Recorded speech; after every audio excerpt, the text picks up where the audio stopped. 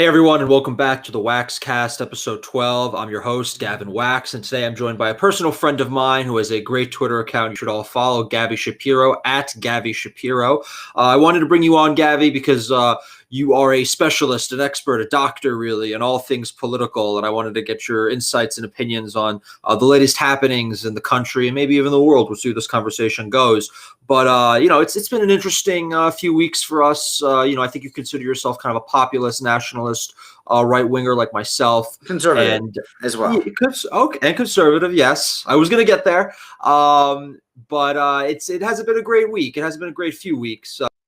We've been hearing, it's always going to be this one last thing that'll help flip this election around, this other deadline. It's this other trigger. Something's going to happen to flip it, and it doesn't seem to materialize. Now we're hearing it's Jan 6th. There's going to be some kind of showdown in Congress. I don't really buy it necessarily. I want to believe it. I don't necessarily believe it. Then you have D&I with Ratcliffe. Now they're talking about some possibilities of foreign interference that may come out in a report. I don't know what kind of impact that's going to have other than show that our country really has become a joke and really become the laughing stock of the world. How do you feel about everything? Are you positive? Are you negative? Are you already planning for the future? So, unfortunately, the election appears to be lost. Obviously, if there's some last minute, something that happens, I'll be, absolutely overjoyed and prepare for the ensuing riots. But as nature goes, if nature goes as it has in the past, a couple hundred years in this country, Joe Biden will unfortunately be sworn in on January 20th. I think in the past couple weeks, month, we've been inundated by people who've been fundraising off of this. It's essentially, unfortunately, turned into a grift. No results. Obviously, there were 2 lawsuits that were brought to the Supreme Court. Both were dismissed. One unanimously, one almost unanimously. And so, those were the only things that had a real chance of doing anything if the justices, felt that they had a case, which they didn't. I'm not a legal expert. You could have Josh Hammer on for that. He'll give you the rundown. But it's unfortunate. It's very sad. This is not the outcome that we wanted. But at the end of the day, I think it could be a good thing.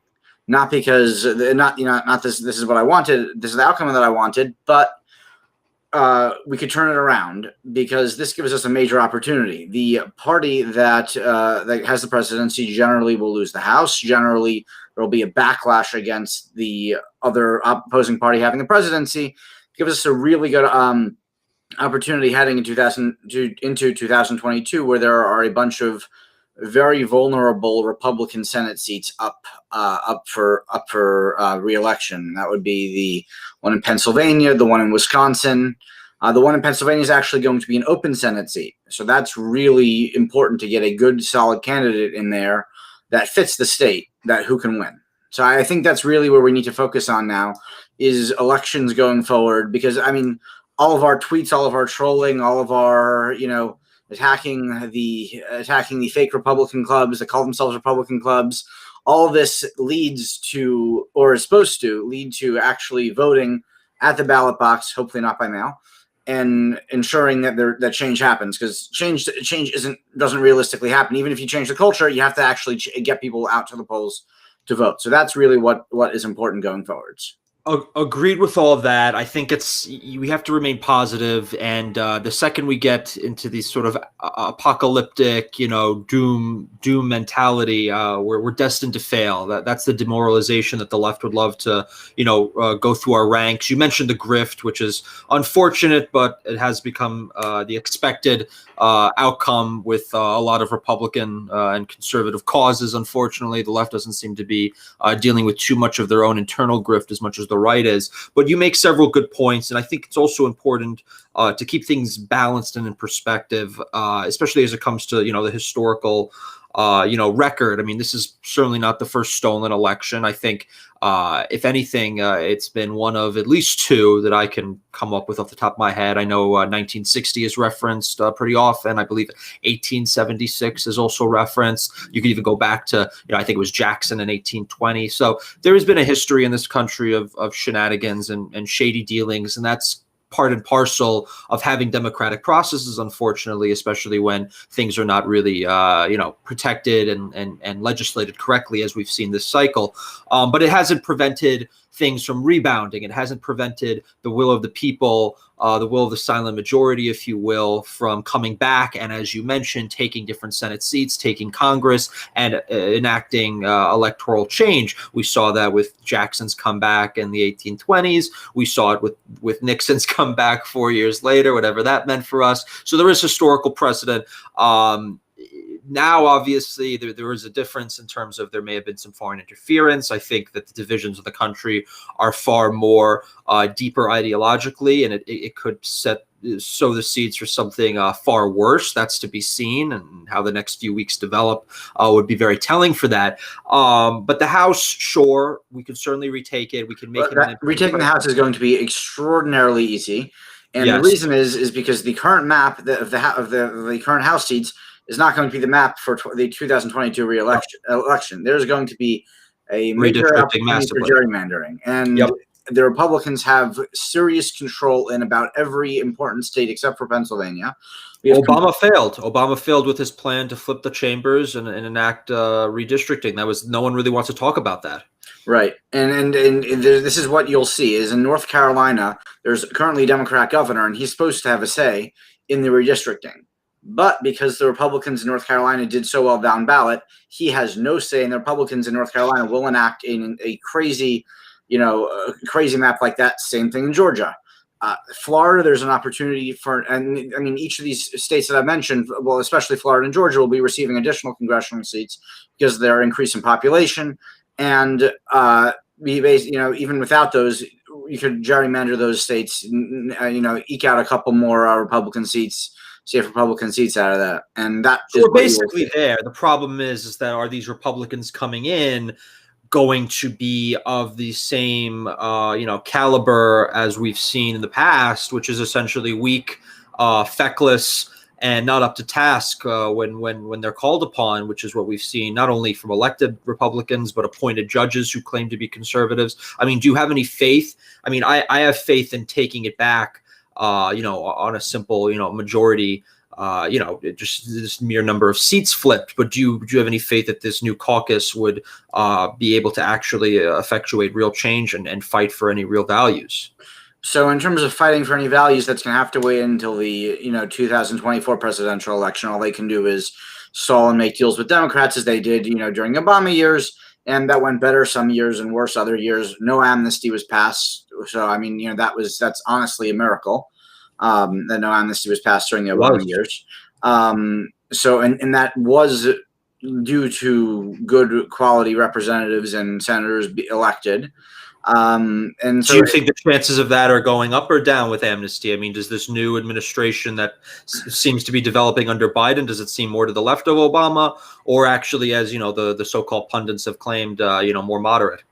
So in some ways it's more left, in some ways it's more moderate. It depends on the issue. And on amnesty, I mean, Obama deported 11 million people from this country.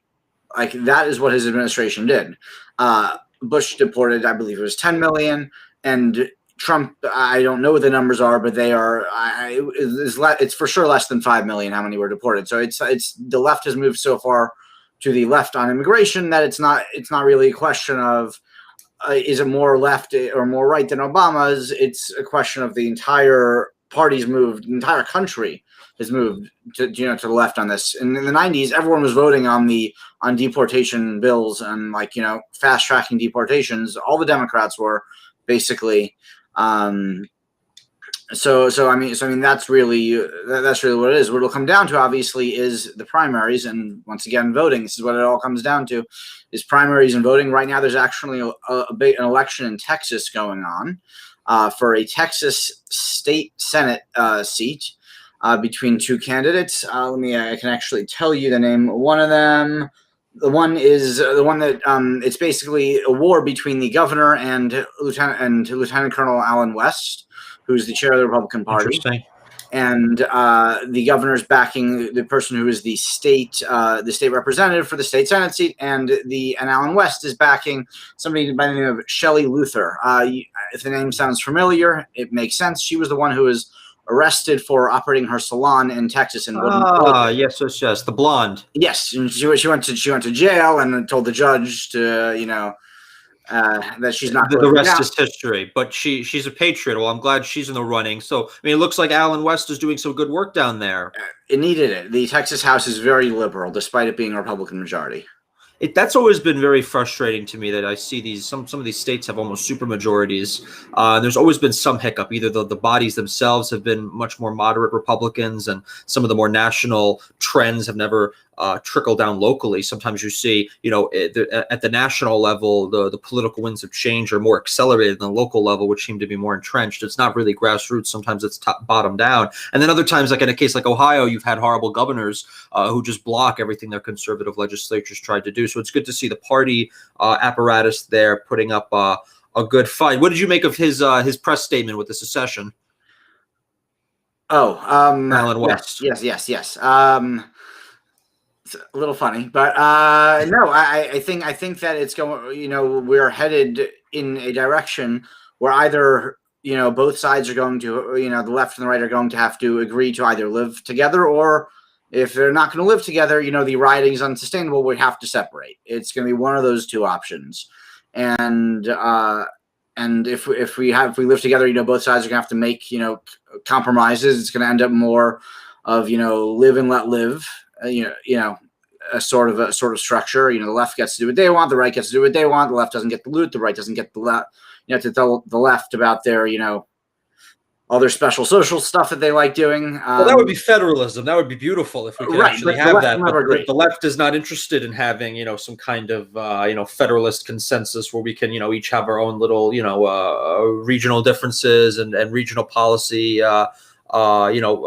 prescriptions. They want to wholesale change the country, change the society, and that's really what it comes down to. I mean, if I had no problem if you wanted to be a liberal in a liberal state. I mean, I would, if I lived there, I'd oppose you. But if you're trying to federalize those policies, that's really what's been tearing at the core of this country. Right, and the left will never agree. So that's why I think we are headed in that direction, and it's not where I think it would be ideal for us to go, but that is the reality. It's like just looking at the facts on the ground. That's where we're headed. So it's time to prepare and see the cleanest way to do this. And act accordingly. That makes sense. Now we talked about the midterms. We talked about the Senate and the House. In this situation we're talking about right now, hypothetically speaking, where do you see Trump? I mean, I just saw that report. I think it was from Grudusky, who said, who is it? This Brooke Rollins is going to be leading his post-presidency affairs, which anyone who's following her and some of the people inside the administration who have not been the best influences on the president, that doesn't really bode well for what he'll be doing once they exit. Yeah, Chad Wolf. I mean, all these people. I mean, so do you think he will be a force for good in terms of our ideology? This right wing, a viewpoint for the next 4 years. Do you think he runs in 2024? Where do you think it goes from here? Whether he runs in 2024 or not, I don't even want to attempt to predict. I have no idea. What possibly. I like that answer because I'm sick of asking that question. But perfect. It's like I don't like. I'm not a fortune teller. I can't. So I have no idea whether he runs in 2024 or not. In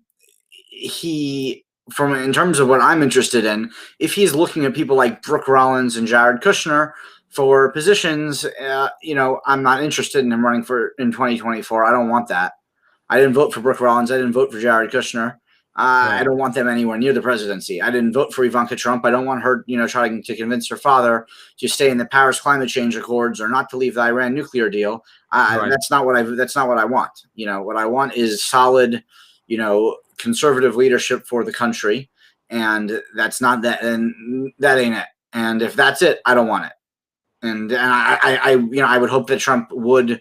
I think Trump's son Don Jr. is a very solid conservative influence. He's been he's been a staunch defender of his father. And it's not even about a personality cult. He's also, been pushing conservative policies and conservative ideas. So, he's unique, sort of familial dynasty politics that he's actually, in many ways, better ideologically than say the founder of the family dynasty. So Yeah, it's actually. I think potentially for him, obviously you hear about which one, Laura Trump running for Senate in North Carolina. Laura, yeah. Yeah, I'm like, I have no idea what she supports. What if she's Ivanka? So like, I don't know, but like if Don theoretically would run for Senate in Pennsylvania, I think that could be very exciting. I think he might fit with the state very well. He does his hunting thing, and he's like very, he's not as formal as his father is, and I think that might fit with the state. I'd help him. So it's not that I don't want him because he's Trump. I want him because he's a popular conservative that knows how to respond to the left. No, absolutely. Now let's just game things out here. Let's assume, because you brought up Kushner and you brought up kind of the non-MAGA influences in the White House. Let's just assume that there wasn't any fraud in this race. Let's just take the numbers at face value. Let's say that these were the legitimate results and Biden won. Could we attribute this loss essentially to the neoliberal kind of internationalist stances that Kushner took and influenced through the administration, namely the shift away from trying to double down on the white working class vote, which carried him over in 2016, the moves away from many policy platforms, positions, and promises that were sort of leveled in 2016, the shift towards trying to flip on the margins, demographic groups that largely have been dominated by the Democrat Party, and just shifting resources needlessly to these kind of pandering projects. Do you think those general concepts that I just outlined explain that loss that we see if all these numbers were accurate? So the truth is that I don't live in that type of community. So if I did, I might have more be able to say more accurately. But it's really what you're asking is really the question of had Trump restricted the work visas more, would that have won him the election? Had Trump actually built the wall, would that have won him the election? Had Trump punished outsourcers more, would that have won the election? It's a question for someone who lives in the community. It definitely would have gotten more of my support, although it doesn't directly affect me as much as it does those communities. But those are, as you said, those are what got him over in 2016. It's like, would that have made the difference this year? Without coronavirus, for sure, but with coronavirus, just the fact that they were sending out unrequested mail-in ballots, and just there was so much opportunity even if you take out cheating, just right. The fact that mail-in ballots were sent out universally to the levels that they were, it's not even cheating. It's just you're harvesting votes. So it's if you assume there's no ballot harvesting, sure, but I think that there's a ton of ballot harvesting even in states where that practice is illegal. So right. It was an uphill battle no matter what. And just, thinking about it from a traditional campaign lens of, X group over Y group, this policy versus that policy is just not enough, even if we think these results are legitimate, to get to the numbers that they got and flip a state like Georgia, flip a state like Arizona. To me, even if we factored in all of that, and I'm 50-50 on it. I obviously wanted him to, move further right on many of those issues and stay true to a lot of the base. I don't like calling it further right. It's further pro, further protectionist, further pro-American. Sure, it's semantics. I don't like the because I think that could alienate potential, Bernie voters who very true. Like, we want the jobs, or general blue collar voters. Just stay true to a clear platform's position that he had originally outlined. If he had just stayed truer to that and effectuated it better, would it have made the difference? I think obviously it would have helped. I don't think it would have hurt, but could it have really pushed him over the edge of this 11 million vote gap or whatever it is between the two? I'm not 100% sure. But I kind of want to shift things. I'm getting sick of talking. There's a few other things I feel like I'd be interested to get your opinion on. Let's talk about the ADL. You want to talk about the ADL? Let's talk about the ADL. I love the ADL. Yes. So you're a religious Jew. Am I correct in saying that? Perfect. The ADL describes itself as, fighting against anti-Semitism and fighting for the Jewish community and against Yeah, that's a defamation lie. and all these lofty goals, and they fundraise off of it, and they have all their donor lists of probably old Jews across the country who haven't had a clue about what's been going on in the Jewish nonprofit world for the last 40 some years. And what do they really do with those resources, Gavi? What do they really do with all that money? Do they actually fight against anti-Semitism? Do they actually fight against hate, or do they just actually perpetuate it to a degree because they operate effectively as a PR arm of the Democrat Party and the left-wing political machine in this country? Am I right in that assessment? So what they do is they run interference for far left anti-Semitism, and there's a lot of it, and it doesn't mean that they will never condemn it. Of course, they will condemn it on occasion, but by and large, they will ignore it. They will run interference. They will say, oh, there's the larger picture that that we're missing out on, that we need to look at in racial justice issues. And I've had personal interactions with them when they would not condemn anti-Semitism that happened to me, despite it being very public, for days and days and days, because the perpetrators were groups that the Democrat Party felt sympathy for. And it's not exclusive to me. I've seen this happen, with in many other cases. If you look at their Twitter feeds, it's clear what their agenda is. They're taking cues from the Southern Poverty Law Center, which is a completely discredited, Another commendable organization. Yeah, a completely discredited, leftist. It's like InfoWars, but like less reliable on the left. And Right. they just like make stuff up, and they'll say, oh, anybody who's too conservative up, they're racist, without any evidence. They've called Jews anti-Semites, they've called blacks racist. This is if you don't toe their political line, it's just whatever pejorative they could throw at you, and that's basically what it comes down to. It's just character assassinations to silence political opposition. I mean, it's really, it's something right out of the communist playbook. It's something really out of a Stalinist type of. Yeah, exactly. But they're not the only ones. It just seems like the entire Jewish nonprofit world is essentially rotten to the core. They don't necessarily represent the values of most religious Jews, if any religious Jews. Maybe you'll have Jacob Kornbluh or whoever in there. He's not religious,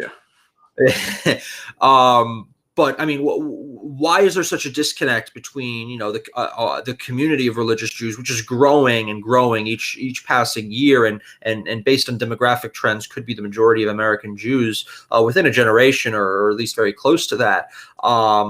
There seems to be a huge disconnect, and they seem to be serving a constituency that whose population continues to dwindle, and whose connections to Judaism continue to also dwindle and become more and more tenuous. I don't think some of these secular Jews who just think Judaism is watching Woody Allen and occasionally eating a bagel with lox are really what these organizations were built to support. No, obviously not. They initially, Jews, or in the early 1900s were a persecuted class in the United States. They had issues. They were not allowed in places. They were not, they were not allowed. They were not hired in many places. It was originally meant for, to protect them. The ideas of behind these organizations. But now it's just morphed into an arm of the Democrat Party, which does lots of harm to Jews. It often at Black Lives Matter rallies there's an extreme amount of anti-Semitism. At Louis Farrakhan, you've got Ilhan Omar. These people clearly don't like Jews, and anyone who thinks that they do is lying to themselves. And all these organizations do is just run cover for them. And do you think the demographic changes within the American Jewish community that I just outlined would turn that to a conservative Republican voting constituency if things hold out over the next several decades? I think these organizations will die out, because the amount of as the Jews today who are secular don't reproduce in any significant amount. The Jewish almost like a microcosm of the West, really. If you want to look at the future of the West, look at secular Jews. Yeah, it's completely like the stereotypical New York or San Francisco dweller. They don't have kids. They have pets. They don't try to make to leave more behind in the world. And No, nothing it's to very sad. posterity. It's unfortunate. I'm Jewish. Obviously, I care about Jews, but I think that that as this group dies out, the strong Orthodox population in the United States will will become more powerful. And when somebody says Jews, you won't think of people like, I don't know, who's a famous Jew on TV. Who's a famous Jew on TV? Jon Stewart. Yeah, sure. You won't think of Jon Stewart. You won't think of Bernie Sanders. You'll be thinking of people. Gavi Shapiro. Sure, guy. One would hope. No, but of popular, popular Orthodox Jews. You could say even Joe Lieberman, and others. So they'll be thinking of more religious Jews. So I don't know if you saw, but I got into this whole really esoteric, niche debate online about the term Judeo-Christian. How do you feel about that term? Oh, so I didn't see the entirety of the debate. I think that the people who don't, and I could be wrong, I could be misunderstanding, but I think that the people who do not like the term Judeo-Christian are people who do not want the Judeo part in there because they do not particularly like the like Jews as much. Which is obvious, and I know that to be the case. What just strikes me as hilarious is they just won't come out and admit it. I'd at least have a little more respect for them if they just admitted that. But what they do is they do this mental gymnastics where they try to deny the basic logical, historical, and theological reasoning behind the term. Now, listen, if you don't want to use that term all the time, I understand. All right, I have no problem if you want to just say Christian Christian values, whatever. It makes sense when you're comparing, because for the most part, there's a lot of shared historical basis from Christianity. Christianity emerged as a sect of Judaism. It shares its Old Testament is based in part on the Jewish canon. It obviously has additional books because it was based off of Hellenizing Greeks, Hellenizing Jews form of Judaism. So it has additional books like Maccabees and things like that are not in the Jewish canon. But for the most part, a huge chunk of Christianity's liturgy is rooted either in books and texts that are canonically within Judaism and originated in Judaism, or they're texts that were Hebraic or Jewish in origin that are not canonical in Judaism, but they still have Jewish roots. So you have that history of the history that emerged as a Jewish Christian sect, and you have the fact that if you look at the values portion, which is what people usually use in this context, it refers to ethics and morality. And from that perspective, there's not much difference between the two. I think it's largely the ethics and morality that the Christian and Jewish populations living within Western countries share. It's exactly. Like we both want to live in civilized, nice countries, and we both behave like that. You'll see horrible articles coming out from other countries. I think there was this one that came out I saw from India. Today or yesterday, it was about this Indian man gambled his wife with some people, and then they were gang raping her, just like horrible stuff that you would never see. And obviously, this isn't to say all Indians do this, but like you would never see this stuff within within Judeo-Christian culture. This stuff, obviously, you can go back to biblical texts and say, oh, well, the Bible says X, Y, and Z. Sure, the Bible says X, Y, and Z, but if you look at what's practically done today, practically the behavior between modern Jews and Christians is very, very similar, and that's why the coexistence has been successful for the number of hundreds of years that we've coexisted between Jews and Christians in America. And that's an interesting point, because when you notice like critics of either Christianity or Judaism, they'll never look to what actually is practiced, even by the most religious of denominations. They'll always point to some minor textual analysis to be like, well, here in this portion it said to murder their whole tribe and seize their land. It's like, okay, well, let's calm down. These are ancient texts. It's very funny that you cherry pick that, but you ignore, say, the same kind of textual criticism that could be, given for, say, the Quran or some other religious groups. It's just always been a hypocrisy that always kind of fascinated me. No, you're entirely correct. It's like, if Borough Park was going out and crusading across Brooklyn, okay, like we can have a talk about the Bible and what the Bible says. until that point. Well, that may happen soon. I don't know why you were using that as an example. That may happen very soon, given what's going on in Brooklyn. Right. I think you may be leading that charge. So I don't know why you're. I mean, unless you're trying to plant the seeds for us to dismiss it because you're trying to paint it as preposterous. It's very clever, very clever, Gavi. No, I just wanted to get your opinion on that because I always found it interesting, and it's something that just people spurge out to, especially from right-wing circles. People that generally would always be like, "Oh, I agree with you on 99% of things, but you said this term that I don't like," and it's like, "Oh, shut up." It's because you don't like it. It's because they don't like the Jews. It's regurgitated by anti-Semites, and they're not anti-Semites for any for any like there are reasons to dislike. There can be reasons to dislike different groups. You can say, "Oh, Jews, they're too particular about things or whatever," but like they don't have a reason why they don't like the Jews. We were productive members of society. There's not like a particular reason. They just say, "Oh, the Jews, and we don't want Judeo, to be part of it." And if anything, like their biggest grievance always tends to be with, again, the people we were talking about earlier, these very left-wing secular Jews who pretty much have abandoned all forms of Judaism that's recognizable and have basically adapted. These are the real Jews. This is exactly. It's like real Jews. We hate all Jews now. It's like, okay. Right. Exactly. It's just very it's smart, just Richard Spencer. Yes. What do you think about? I also came out today and I said, listen, the United States is a Christian nation, and I have no problem saying that. That doesn't mean you can't have a pluralistic society. That doesn't mean you can't have freedom of religion and practice and worship from every other people. But I think it's very clear to recognize it from a historical, cultural background that is where the country originated many of its roots from. I mean, is that crazy for me to say? No, I mean, this country was founded by Christians. My family's been here, I don't know, 100+ years, and we've lived very nicely. Obviously, there's been different struggles as it was in the early 1900s, but overall, especially now, we're very happy living in this Christian country, and we don't want it to turn into any other country. We're like Jews all across Europe now are leaving the various European countries because of enormous amounts of anti-Semitism, and it's not coming from the Christians. So I'm very, very happy to live in this country as a Christian, as it is a Christian country.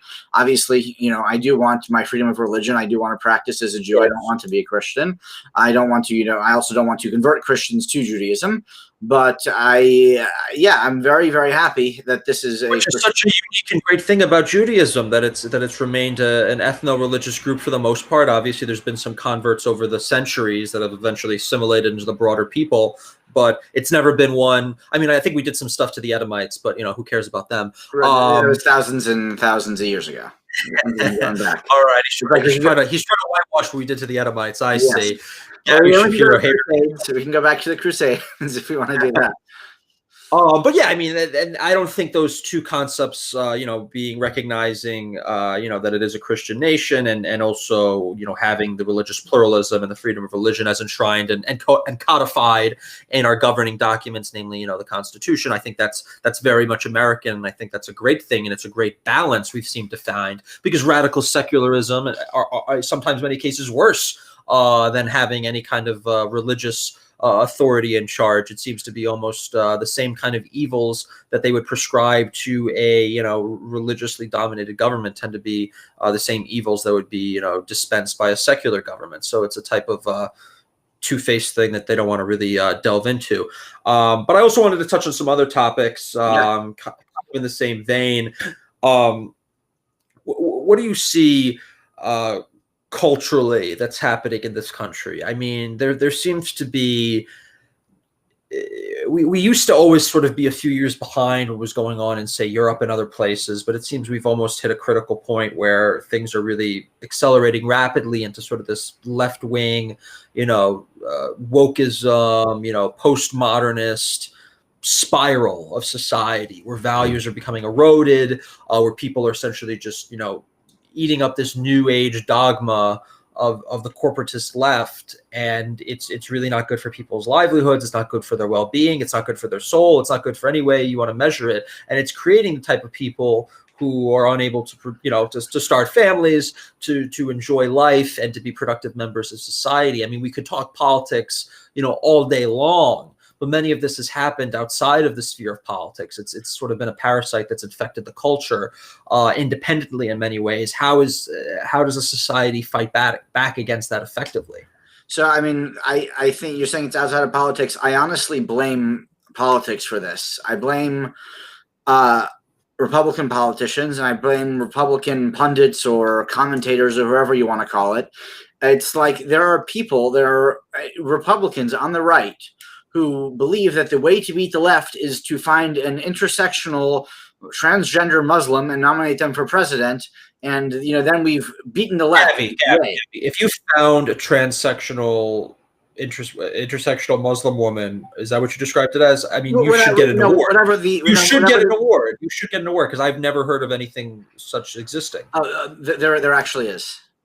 No, I'm serious. This person is called Glamouroo, and the videos are amazing. Oh my God. Okay, sorry. I wish I hadn't brought this up. Sorry, continue. I cut you off. Yeah, no worries. So, but Glamouroo, awesome on YouTube for a good laugh. But no, so this is a big problem, within the Republican Party, and I think it's because the Republican Party has stopped being the anchor on these issues, and we're now pandering to the left as much as possible. That we're in this situation. Donald Trump has been the first major Republican leader to actually stop these things by ending critical race theory training and other sorts of race-based stuff. Turn it to taking away actually like doing a reversal. Like all the Republican Party is generally been a one-way ratchet. The left used to drive us further and further and further. The Republican Party used to like hold us here, and then the left would drag us further and further, and the Republican Party would go along with it. So it's like I've met lots of so-called conservatives who say we need to nominate Nikki Haley in 2024 because she's a brown Indian strong woman, and I'm just like, that's not what we want we want a strong conservative conservative individual, whoever that may be, on the merits, who've actually delivered things. I mean, what was she, the UN ambassador for 5 minutes? I mean, and she was not a particularly good UN ambassador. Obviously, if you compare her to Susan Rice, sure. She had a few videos where she seemed so cool and disciplined, Gavi. I mean, isn't that enough to become president? She was a strong, independent woman at the UN. Yeah, it's amazing. Nobody ever saw. There have been far better UN ambassadors we've had. It's just this is why we're being dragged so far to the left. Is because people in the Republican Party, and honestly, almost everybody is complicit with this. When somebody's nominated. I think I didn't watch the Barrett nomination, but it's like, we have now nominated a woman. Look how proud we are. It's like, well, she's an accomplished, legal, in the legal field, but like that shouldn't be a part of her nomination process. That she's a woman. She is obviously a woman, but like that shouldn't be mentioned. That's not impressive. Yeah, that's not a feat. That's just a matter of fact and birth. There's nothing she did. That's how God made her. Yeah, exactly. So it's like, you're not going to get, adoration for, just existing and having a pulse and having being of a certain gender, one of the 72 of them.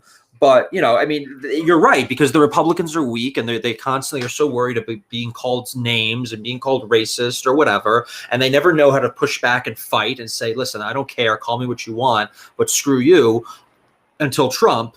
And when Trump did that, you started to find success. And, they're never going to get over this hump, and they're going to continue to go down this pandering route, which never works. It's not even good politics. I mean, if it at least got political results, I could at least entertain it, and I can sit here and be like, all right, yeah, maybe pander, we'll win on the margins. But it doesn't even work. It's not even political. It's just horrible all around. It's horrible, just from the nature of it, from what it is, what it means, what it does. And it's bad electorally, but they continue to delve into this crap. And then you have these debates within conservatism between people like, Jonah Goldberg and David French, who I'm sure are going to write conservatism. They're open Democrats now. They're open Democrats, but they'll come out and they'll write a piece, and it's just like, the conservative case to defend transgenderism in elementary school and why you should put your kids on puberty blockers. The conservative case. They're not conserving anything.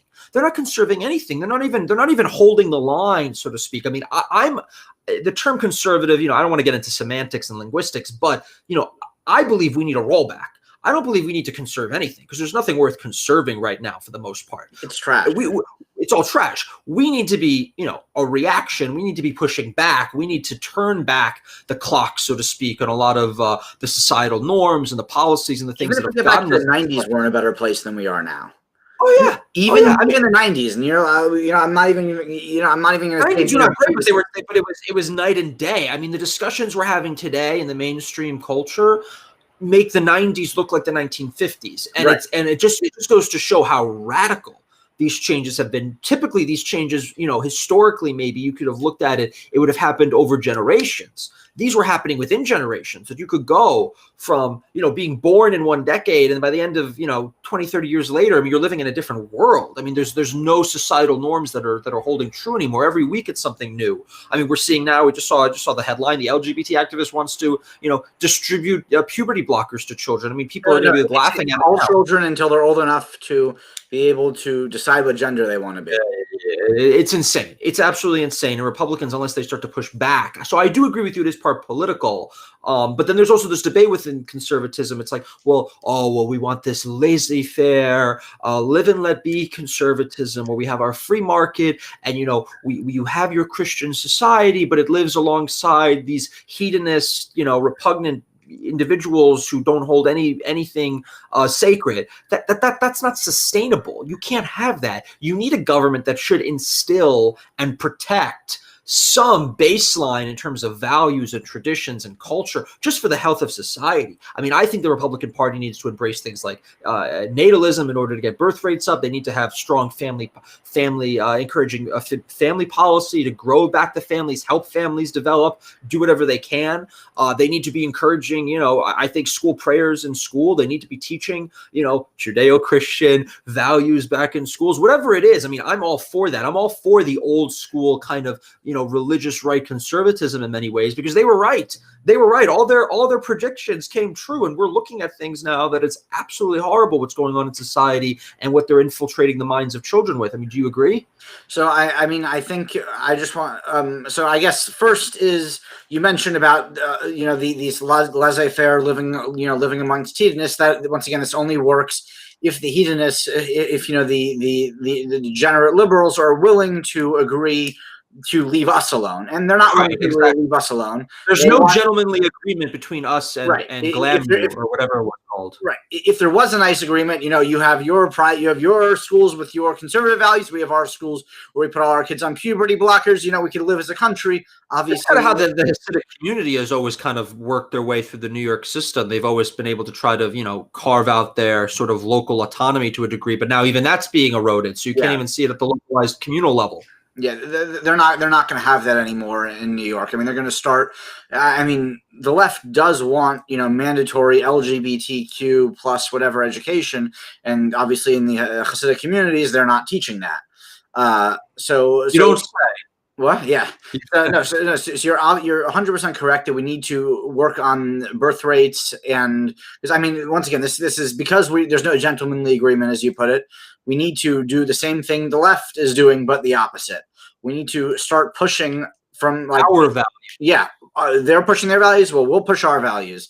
Or if there's no counteroffensive, if you're just playing defense the whole time, you're eventually going to lose, especially if the other side, has all these resources mounted against you. We've conceded so much ground in the culture. We've conceded so much ground in the media. We've only formed political, ourselves as a political sort of front. But really, I mean, until maybe, recently, there hasn't been much talk about building sort of the cultural institutions that you really need to counter the left. Hopefully that changes maybe in the next decade or so, but it should be interesting to see. But it's largely also a large part of it is monetary, relating to the cost of living, and people don't talk about this as much. And people are like, it's laissez-faire economics. I think, because there's no gentlemanly agreement, we need to look to get back to the place where the mother could stay at home and raise the children and be able to exist on a single parent income in the middle class. Like this used to be the case where the mother used to stay at home, the father used to go. Not that they should be forced to stay at home, but that there should be the ability on a single income. You were able to do that. Yeah, the point is, you need a good middle class income. and have a Yeah, house, a mortgage, a car, and all this stuff. And you can't do that on a single, it's impossible. It's impossible, and it just shows that the value of our money has been eroded. I mean, there has been massive inflation. Our purchasing power has decreased. The jobs that we've had have not kept up with rising costs of living. We've had stagnant wages. We've had stagnant purchasing power, and all that's a result of government. It's a result of government interference in the money supply. It's a result of government's bad trade deals, sending jobs overseas. It's a result of government destroying domestic industry. Everything, everything. It all ties back, and that's what we're seeing, and that's a huge problem in the West, and it's only made worse. Because even if you look historically, there have been plenty of times throughout history where people lived in very poor conditions, where they lived economically destitute, but they were still able to maintain the family structure. They were still able to have children and large families. What's changed now is you have both the economic component and you have this absolutely regressive cultural and social component that are just really weighing down the West and turning us into this sort of we're just becoming almost a corpse of our former selves in many ways. And it's not happening just in the U.S. It's happening globally. And sometimes the U.S. may be slightly better than some of these countries. If you look at Europe, for example, right. But there are examples. I mean, you see Hungary and some of the Visegrad countries shifting it back a bit.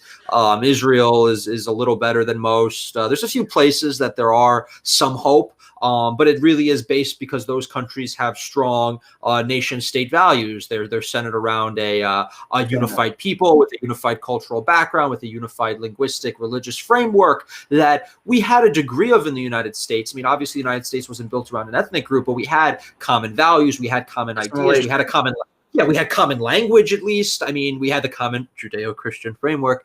I'm just going to keep bringing that up. But don't never stop that. No matter how much they beg you, just keep on rubbing it in their faces. Yeah, about that it makes sense in this context. That's why it's easy to use. But all those things used to exist, and those have all been eroded. That's why this country is so disunited. I mean, what really unites us anymore? Nothing. And I mean, that's why we are where we are. I want to just touch on very quickly you brought up we mentioned about the single, being able to live on a single income and live a middle class life on a single income. I just want to touch on this because a lot of national populists get this issue wrong. They think, if maybe we'll agree to increase the minimum wage, that will help, or maybe we'll bring jobs back. And the question isn't how much you make. It's a question of how much you make and what that is worth and what a unit of labor gets you. Right. On the market or whatever market it is. It's for a 40-hour work week, I'm going to be able to pay a mortgage, a car or two, a vacation or two a year, and it's the total cost of living, and that's affected largely by government subsidies to universities, healthcare, and a variety, various other issues across the people in normal life. I agree with you. I think there is a tendency of this new emerging ideological movement, this national populist movement, that they're just almost eager to embrace, a lot of these left-wing economic positions because they obviously have good intentions and they want to take. Right, they sound nice. They sound great, and I agree with them, but sometimes they still don't add up. I mean, I come from a more free market background. I was really big into Austrian economics. So, I mean, I could look at some of these things and agree. I mean, I have no problem with protectionism. I'm all for protectionism. Right. I'm all for changing the rhetoric to being pro-labor, to be pro-worker. And I'm all for I'm all for, I would even be for, the tax code being structured in a certain way to incentivize families. You get a lower rate if you're married. You get lower rates per each child. I would even be fine for, tax credits to incentivize small business, domestic manufacturers. I would be fine even if, maybe schooling as well. And I would even be fine for, guaranteed maternity leave in many cases. I mean, let these woke corporations put their money where their mouth is, but at the same time, you have to find a balance because you could get these, and that's I think where maybe some countries in Eastern Europe are also getting wrong, and they're not seeing the kind of success that should come with many of their policies, is because they are still having this kind of left-wing economic viewpoint to achieve these results, and it's just not going to work because, like you said, you need to increase the actual purchasing power. You can't just throw money at it. If the purchasing power doesn't rise, you're never going to get to a position where people are going to be financially comfortable to have families, to start families, to grow families, etc. It's what you can get from a 40-hour work week. That's what's important, and that needs to be focused on being increased rather than productivity. Right. productivity, output, because the currency is just a means of exchange. It's just a way to kind of it's a way to quantify a lot of this, but you could change the decimal point and you can move the numbers around. But at the end of the day, it comes down to, the actual value of your labor and what you're outputting into society. But anything, this is great. I feel the stuff a lot touched on. If we want to wrap this up, that you want to do, if nothing, it's fine. We can conclude. We'll always have you back on. Yeah, so I appreciate you. So I guess the only, we mentioned it a couple times, is just get involved in primary elections. It's not the general elections that are as important. They're also important, but the primary. Make sure you vote for the actual conservative, not not the chamber candidate. You vote against every chamber candidate at every opportunity. They're not there to help you. They're there to enrich themselves and enrich these leftist woke mega corporations. And if you don't do that, if you don't get involved, if you don't vote, if you don't volunteer, if you don't phone bank, if you don't donate to these candidates, they're not going to win, and we're not going to move our society in the way that we want. Agreed. And I think if you extrapolate that to the Georgia runoffs, I understand the frustrations that people have with the GOP establishment. I understand the frustrations with these two pretty lame candidates in many ways. I know they're good. They're good senators, but they're not I'm just talking politically speaking. Like sometimes they've had good votes. They've had bad votes. Sometimes they're not charismatic. Sometimes they made stupid decisions. I understand that. You still got to vote for them in the general, because the consequences of losing them will be unimaginably worse. I can't even speak. Unfathomably worse than having, than whatever you think is the alternative, because you beat them in the primaries. If you want to change the Republican Party, do it in the primaries. Don't snub their noses in the general, because you're going to screw us all over. And don't get involved in politics if you don't think it's going to be about marginal victories, marginal gains. You're never going to get the whole thing all in one fell swoop. You're not going to have this massive ideological victory. You're not going to have your utopia tomorrow. It's all about give and take. It's about political maneuvering. And sometimes you just got to take it, and you got to just, plug your nose and just, go to the ballot box and vote. Even if it really pisses you off, it's still going to make a marginal difference in your life. The truth is, first is the Georgia Senate candidates. They are in the top 10 elected, Republican senators in the Senate right now. It's not saying that they're so great. The Senate's not a great bar, but yes, I understand. They are in the top 10. So they are in the top 10. And I guess a little bit of a bright spot is we did very, very well in the 2020 elections in the House. A lot of Freedom Caucus candidates won. Cynthia Lummis won for Senate in Wyoming. Very, very good. It's really, really important. She's an excellent candidate. She was a great representative. She'll be a great senator. But things are moving in the right direction. We have to push them further in the right direction and quicker.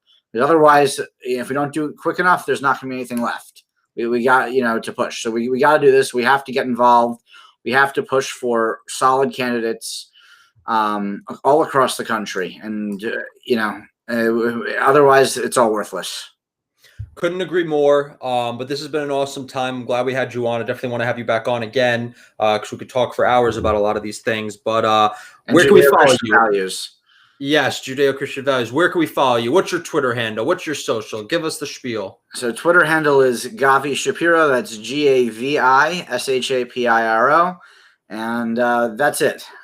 Okay. He has a broad spectrum of social accounts. You can follow him on. Check him out on Twitter, guys. And stay tuned for the next episode of the Waxcast podcast. We're really coming to full speed here. We are available on iTunes, on Spotify, on Google, on every podcast distribution center you can. We're going to have more guests. We're going to keep doing things better. And, this is only going to go up from here, hopefully. So fingers crossed, and we'll stay tuned for the next episode, guys. Thank you for tuning in.